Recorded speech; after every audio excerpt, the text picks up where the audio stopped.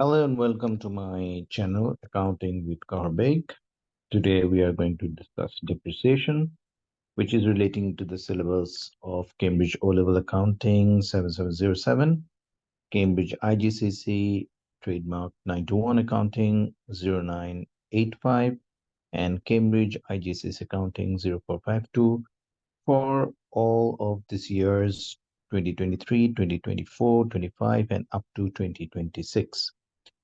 So this is the syllabus content 4.2, accounting for depreciation and disposal of non-current asset. So we are going to cover all these contents, and I have arranged it in this way so that it is convenient for the listeners and the students to get hold of this chapter very easily. So let us start with the first definition, which is to define depreciation. So as you can see, the definition for depreciation is fall in value of non-current asset over its useful life.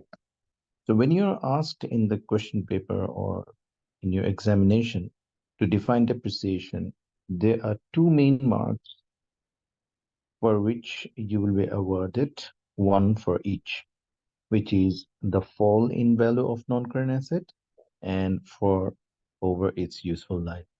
So this is a complete definition of depreciation. Second part is basically the explanation of explain the reasons for accounting for depreciation. So the second part we can see reasons for depreciation. So what are the reasons for depreciation? You can see wear and tear, technological obsolescence, and passage of time. So you may be asked to state one, two, or three reasons for depreciation. You can write any of these three.